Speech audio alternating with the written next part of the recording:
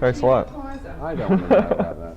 I don't We're want. going to have tea at the plaza. Do you want to join us when you're finished? I have to go and get organised. I can't. I have to go back to the hotel. I have a phone call coming through or something. I have to go and talk about Liv Ullmann. We'll set it for you here. You'll do it here. Will I do it here? Yes, whenever What's it's happening? convenient. Right, It's yeah. to call Jim about the Liv Ullmann. Oh, yeah. A guy, rather, yeah. All right. So that will be done here. All right. Here you go. Yes.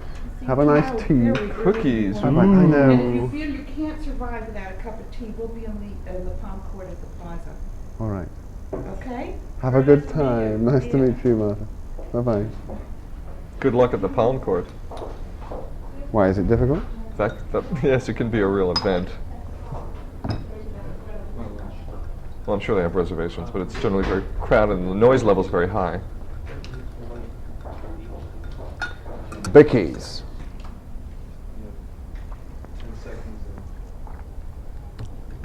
I disappear if I do that. If I pick up my tea, don't I? Oh, don't do that. I'm allergic to you. Yeah, I'll hide it. This is all right. But just stay. What? No, she'll walk up on Yes, do, because my eyes will start streaming and it'll all be wonderful.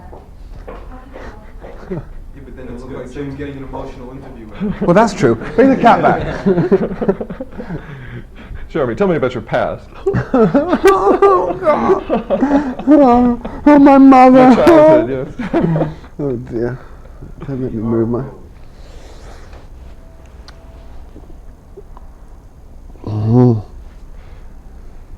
This morning I knew I should have washed my hair. I've been regretting it all day because it falls lank upon my locks. Are we rolling, Yes, Bob? we're about ready. We're here with actor Jeremy Irons, whose latest film is Betrayal. Jeremy, welcome to the show. Thank you. 2 years ago, you were almost a complete unknown to the American public, but now, in the wake of Brideshead Revisited and The French Lieutenant's Woman, you're a star. What's that been like?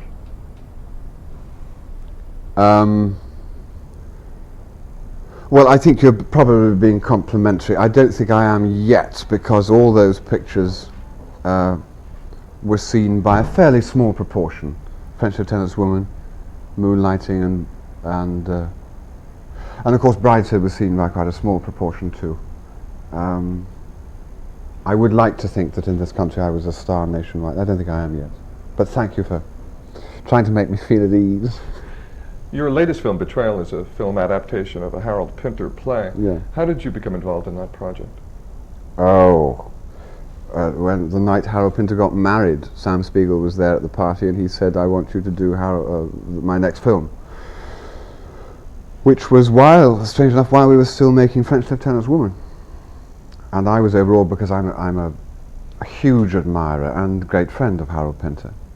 And I am a great admirer of Sam Spiegel, who I think is probably the greatest living producer there is. And to have the chance to work with him on a Pinter script, it was no problem to say yes. Your collaboration with Harold Pinter dates back to your early career, correct? Well, yes, it dates back about 6 or 7 years. He, first of all, directed me in a play in the West End by Simon Gray, and then I worked with him on a television film which he'd adapted, which he also acted in, because he trained as an actor at RADA years ago, and still has the bug within him. He always wants to play the odd part. Then I worked on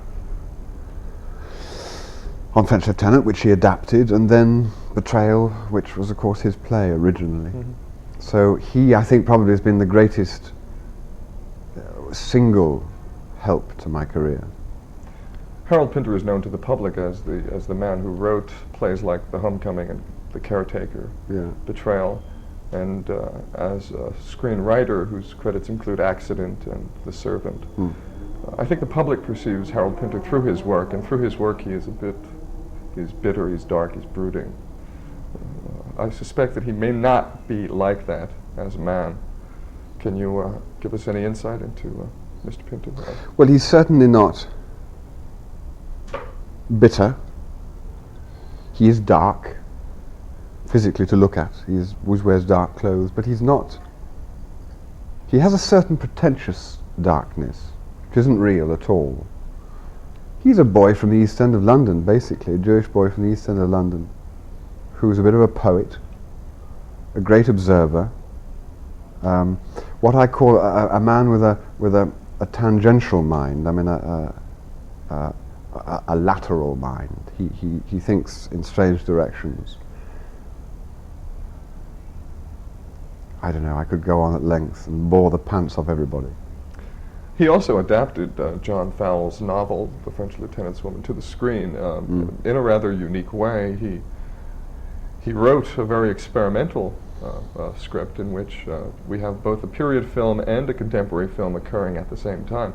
Some of the fans of the novel were thrown, some were disappointed. How did you feel about the script? Well, a lot of people have tried a lot of different ways of that script, of adapting that script. Fowles doesn't just write a romantic novel, he writes a romantic novel and continually brings his readers out with a jerk to say, had this man lived now, 100 years later when he was writing it, he wouldn't have thought like this. He keeps reminding you that he is telling a story set 100 years ago. And to transfer that film honestly and accurately to the screen, you have to find a convention in which to do the same thing to the audience. It's very difficult, but I think the way Pinter found to do it worked better than any other idea I'd been. And people would say to me, "Oh, it should have been made as a straight romantic story." Well, that wouldn't have been what John Fowles had written at all. And also, I suspect that nowadays we wouldn't have, as a modern audience, we wouldn't have taken such unadulterated romance. We wouldn't have. The pill, I think, would have been too sugary. We have a pretty cynical standpoint now compared to what cinema audiences would accept, say, 30 years ago. Even. And so to more or less come up with a convention, with a device that would be similar to the device that Fowles used in the novel, Pinter wrote the script as a film within a film. That's right. One of the most interesting things about that is that although we see the characters, we see the French lieutenant's woman, we see her lover, although we know as an audience that this is a film being made by modern-day filmmakers, I think many people in the audience actually blotted that out of their minds. And in a sense, the period film became the film. It became reality, it became the story, despite the fact that we could see cables and cameras and we could see the actors rehearsing. Good, because I mean, it's actually not that surprising when you think that we sit in a cinema and we look at something that shape and we believe that we are in there. We suspend our disbelief that much. It's not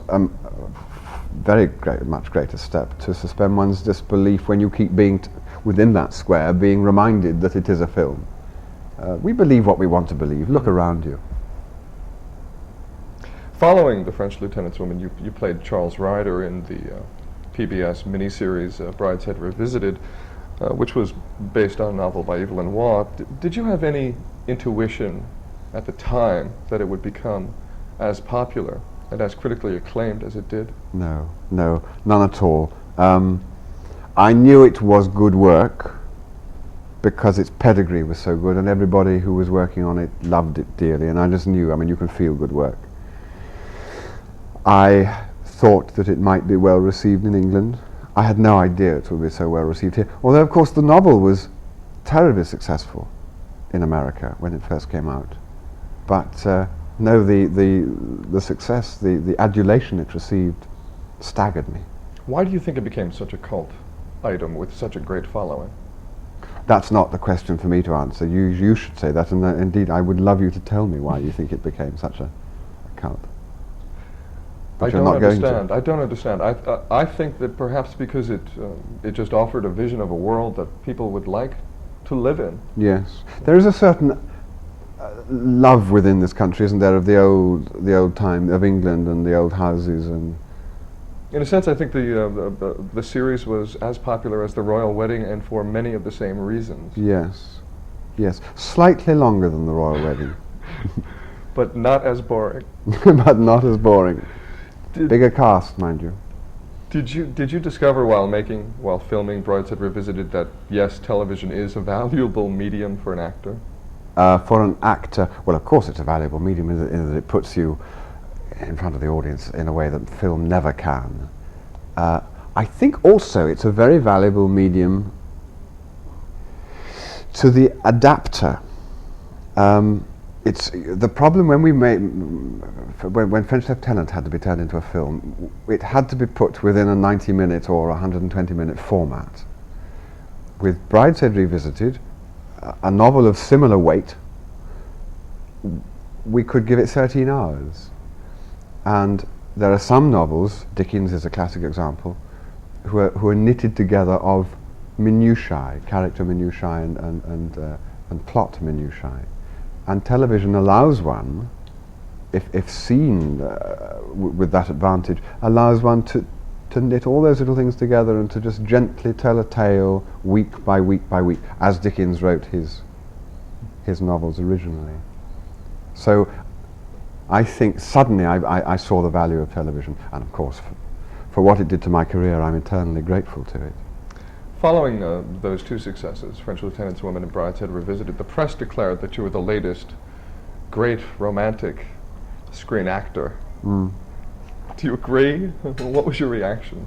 Oh, I thought, very nice. If one's going to be called anything, that's marvellous. I don't think I fulfilled their hopes on that score. I went off and played a rather hopeless Polish building labourer. I was about to say that you almost deliberately undermined that conception of you in Moonlighting by playing that part, by playing the It wasn't deliberate, it was just that nobody offered me anything that wasn't a remake of a film that had been rather well done 20, 25, 30 years ago, where a romantic leading man was needed. No new work was offered to me, and I didn't want to step into greater men's footsteps by remaking for television great stories. Can you give us an example of? It would be difficult because they will or have been made, and I don't want to. But a fellow countryman had done quite well in some of those stories. I think I know who you mean. For Moonlighting, for that part, the part you played in Moonlighting was of a Polish labourer, actually a foreman, who, along with his crew, comes to England only to discover that while they are there, Polish martial law has been declared at home. The film is, at least on one level, a political allegory.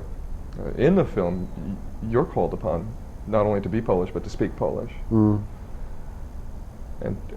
it must have been incredibly difficult for you to master the language well enough to speak it as a native. No, it's all tricks, you see. We only had 3 days preparation for that film, so I wasn't able to learn Polish in 3 days. It was all I could do to find a costume. You mean you can't slip right into Polish right now? No. Swedish, Romanian, Polish, no. Happened to be one that I hadn't majored in.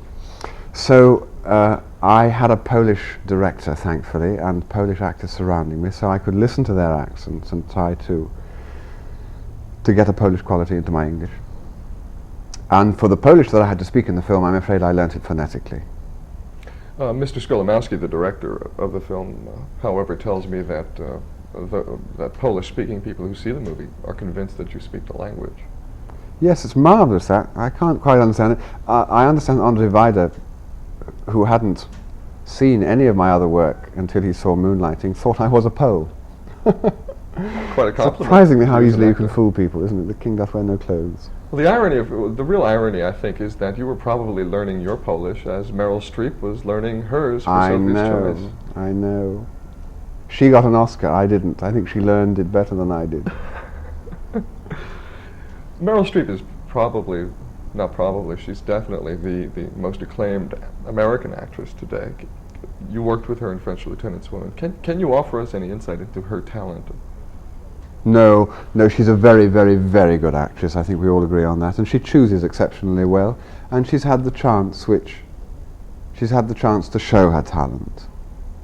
I think so often for us it's the the part. For instance, Ben Kingsley. I've always known him as a great actor.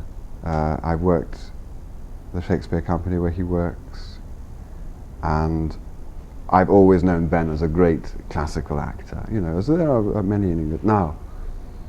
Gandhi, a part like Gandhi will come once every 10 years. If you have that, if you're given that part, if you are a good enough actor to grab it and to do the superb performance which he did, then you deserve everything you have. But in fact, it is the part you need. He could not show how good he was without the part.